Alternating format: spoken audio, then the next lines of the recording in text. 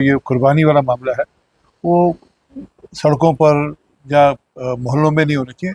आप एक specific domain area में रखें, अपने घर पे करें, ज़्यादा अच्छा है। उनका बड़ा इंतज़ार है लोगों को जम्मू कश्मीर की, कब मिलेगी? चलिए समय की बात है, समय आएगा तो स्टेटहुड भी होगा। Welcome to rising Kashmir. जी नाज़रीन, आपको बताते चले हमारे साथ एक अहम शख्सियत मौजूद हैं, आरपी सिंह साहब, जो बीजेपी के सीनियर लीडर हैं। उसके साथ साथ जम्मू कश्मीर के इंचार्ज है, पंजाब के भी इंचार्ज है और लद्दाख के भी इंचार्ज है।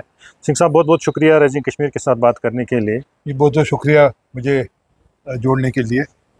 Thank you sir. एंड मुझे बताइए कि जो नेशनल इश्यूज़ के बारे में हम बात करेंगे, अभी ट्रंप की अगर हम शुरुआत करें, ट्रंप से करेंगे तो जो रिलेशंस बनी है वेस्ट एशिया जो वार हुआ उसके बावजूद बिटवीन मोदी साहब और ट्रंप, कैसे देखते हैं उसको सर? डोनाल्ड ट्रंप साहब के साथ मोदी साहब के संबंध बहुत अच्छे हैं और अमेरिका के साथ भी स्ट्रेटेजिक संबंध बहुत अच्छे हैं और उसका दोनों देशों को लाभ भी मिलने वाला है और जो डील होने जा रहा है उसमें भी दोनों देशों को ही फायदा होने वाला है जी। और डोनाल्ड ट्रंप साहब ने कहा कि मैं तो मोदी साहब का फ़ैन हूँ। उन्होंने आज अपनी बात में भी कहा है और लगातार निरंतर संपर्क संवाद बना हुआ है और आने वाले दिनों में उन्होंने मोदी साहब को इनवाइट भी किया है अमेरिका में।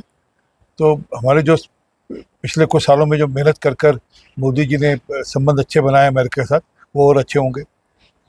सर, आपसे जानना चाहेंगे कि जो यूपी के चीफ मिनिस्टर हैं योगी आदित्यनाथ, तो उन्होंने एक अनाउंसमेंट की है कि बकरीद को लेके जो सेक्रीफाइस करते हैं पब्लिक प्लेसेस में ना की जाए।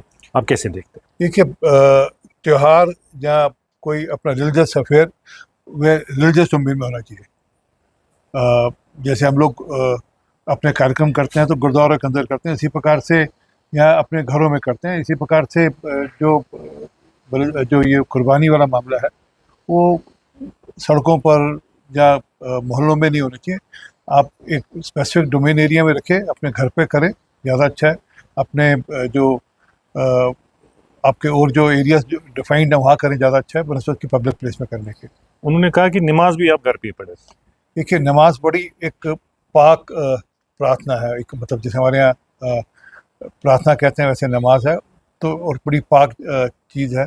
इसलिए वो साफ़ सुथरी जगह पे होनी चाहिए, सड़क पे क्यों हो, गंदगी में क्यों हो।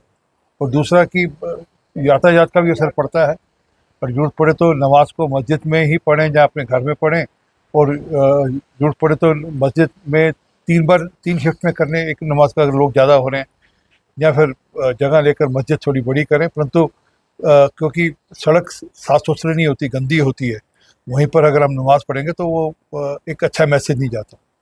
सर, आपसे ये भी जानना चाहेंगे कि एक तरफ ये भी प्राइम मिनिस्टर की तरफ से बयान आते हैं कि डिस्पाइट वेस्ट एशिया कॉन्फ्लिक्ट जो रहा उसके बावजूद भी कंट्री की जो इकॉनमी है वो क्राइसिस से दूर ही उन्होंने रखी है, लेकिन दूसरी तरफ हम देखते हैं कि फ्यूल प्राइसेस में 4 टाइम इजाफा हो गया है। आपको नहीं लगता है कि मिसमैनेजमेंट कहीं पे हो रही है?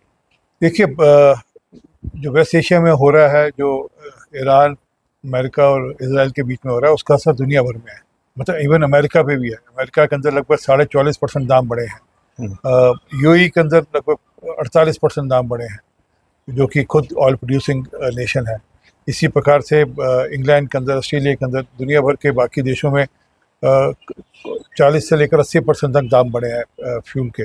हमारे यहाँ तो फिर भी बहुत सरकार ने मैनेज किया है और लगभग अब तक 7.5-8% दाम भी बढ़े हैं और सरकार की कोशिश है कि इसका असर आम आवाम पे ना पड़े। इसी के चलते हुए सरकार ने पिछले दिनों में 10 रुपये एक्साइज भी कम किया था, उसका बर्डन सरकार ने अपने ऊपर लिया था। तो क्राइसिस तो है, इसमें कोई शक नहीं, परंतु उस क्राइसिस में से हम कैसे अपना रास्ता निकाल पाएँ, उसकी चिंता मोदी जी कर रहे हैं। ममता बनर्जी अगर की बात करें तो एक हिस्टोरिक विन जो बीजेपी के खाते में वहाँ पे आई, लेकिन उसके बावजूद वो कह रही हैं कि मैं मीडिया से बात नहीं करूँगी, बुलडोज़र पॉलिटिक्स के खिलाफ है वो बीजेपी के। और ये भी कहा जा रहा है कि ममता बनर्जी को फोर्सफुली रेजिग्नेशन करना पड़ा। अब हार जाए तो उसके बाद तो वो मुख्यमंत्री ले नहीं सकती, पहली बात। लोकतंत्र है, डेमोक्रेसी है। दूसरी बात है कि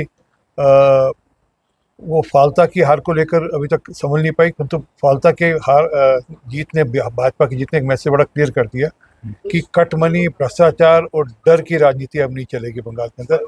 आज बंगाल के अंदर भरोसे की राजनीति है, लोगों को यकीन की राजनीति में विश्वास है, ना कि डर और भय की राजनीति। कॉकरोच पार्टी क्रॉल कर रही है, 25 मिलियन फॉलोअर्स हो। देखिए, फॉलोअर की अगर जानकारी अगर आप चेक करना चाहें तो मैं चाहता हूं कि आप कृपा कर मीडिया सोशल मीडिया में चेक करें। लगभग 50% फॉलोअर उसके पाकिस्तान से हैं, 14% अमेरिका से हैं। और ये मेरा नहीं, आप कृपा कर ग्रुप या बाकी जो वेरिफिकेशन के सिस्टम से उस पर चेक कर सकते हैं। परंतु बात यह है कि आप मैसेज क्या देना चाहते हैं। एक बात सुप्रीम कोर्ट के जज ने कही, चीफ जस्टिस ने कही, उसने उसको फिर क्लैरिफाई भी किया। परंतु कुछ लोग जानकर उस के ऊपर, उस कंधे के ऊपर अपना बंदूक रखकर चलाना चाहते हैं, जो कि होने वाला नहीं है। देश के बच्चे, देश की जनता खूब समझदार है, और ये ठीक है, एक बुलबुला है, थोड़े दिन तक चलेगा, परंतु आगे बहुत लंबा चलने वाला नहीं। ईरान का कहना है कि जो स्टेट ऑफ होर्मुज़ है उसका जो वाटर लेवल है 30 दिन के अंदर अपने नॉर्मल पे आ जाएगा, और कैसे देखते हैं? देखिए, हम सब के सब प्रार्थना कर रहे हैं कि ये चीज़ें ठीक हों। ऐसी हम लोग सब मन में इच्छा रखते हैं कि हालात ठीक हों। और यूएस प्रेसिडेंट साहब ने भी कहा है कि प्राइसेस नीचे आएंगी और चीज़ें, हालात ठीक होंगे। मार्क रूबियो ने भी कहा है कि चीज़ें ठीक होंगी, और इसी प्रकार से ईरान भी कह रहा है कि हालात ठीक होंगे। तो हम सबके सब ये कह सकते हैं कि जितनी जल्दी शांति हो और जितनी जल्दी युद्ध ख़त्म हो उतना अच्छा है। सर, आपसे जानना चाहेंगे कि रिसेंटली अमित शाह जी ने एक अनाउंसमेंट की है कि स्मार्ट बॉर्डर्स बनेंगे ताकि इन्फिल्ट्रेशन को रोका जाए, और पाकिस्तान के साथ जो भी बॉर्डर्स हैं उनको हम वहाँ पे जो भी मॉडर्न टेक्नोलॉजी है वो इस्तेमाल होगी। जी, ड्रोन की टेक्नोलॉजी, थर्मल टेक्नोलॉजी, सोनार टेक्नोलॉजी, जहाँ जहाँ जिसकी ज़रूरत होगी। अगर पानी है तो पानी के हिसाब से होगा, अगर नदी है तो नदी के हिसाब से होगा। ड्रोन है तो अगर कहीं ऐसी जगह जहाँ पर तार नहीं रख सकते, वहाँ ड्रोन के हिसाब से होगा। परंतु अब ये तय है कि बॉर्डर सबके सब सील किए जाएंगे और बॉर्डर्स की चिंता की जाएगी, ताकि जो इन्फिल्ट्रेशन है वो आतंकवादियों की जाए, वो घुसपैठियों की, वो रोकी जाए। सर, आखिरी सवाल आपसे, जम्मू कश्मीर में बीजेपी प्रोमिनेंट हो रही है, जम्मू में ऑलरेडी आपकी 29 सीट्स है, कश्मीर में कब कमल खिलेगा? देखिए, कश्मीर में तो इस बार भी कमल खिल गया होता, थोड़ी सी कमी रह गई, परंतु अगली बार जब असेंबली इलेक्शन होगा सुनिश्चित कमल खिलेगा। और हमारे लोग निरंतर ज़मीन पर काम करते हैं, और हम लोग ये नहीं कि जब चुनाव होता है तब काम करते हैं। हमारे पार्टी में जो कार्यकर्ता हैं वो सामाजिक इश्यूज़ को लेकर, जो पब्लिक इश्यूज़ हैं उनको लेकर लगातार काम करते हैं। सर, आखिरी सवाल है कि स्टेटहुड का बड़ा इंतज़ार है लोगों को जम्मू कश्मीर की, कब मिलेगा? चलिए, समय की बात है, समय आएगा तो स्टेटहुड भी होगा। ये थे हमारे साथ भारतीय जनता पार्टी के national spokes person RP Singh साहब। उन्होंने वाज़ह तौर पे बताया कि फ्यूल की कीमतों पे जो इजाफा हुआ है धीरे धीरे वो भी कंट्रोल में आ जाएगा, और प्राइम मिनिस्टर नरेंद्र मोदी की तरफ से कोशिशें जारी हैं कि इकनॉमिक स्टेबिलिटी जाए, इकनॉमिक स्टेबिलिटी कंट्री में रहे, बिकॉज ऑफ जो यहाँ पे हालात बने हुए हैं वेस्ट एशिया वार की वजह से। इसके साथ साथ उन्होंने ये बताया कि वो वक्त दूर नहीं जब भारतीय जनता पार्टी का कमल कश्मीर में भी खिलेगा और स्टेटहुड अपने वक्त पे आ जाएगा। With camera person Musaib Fayaz, Abid Bashir for rising Kashmir.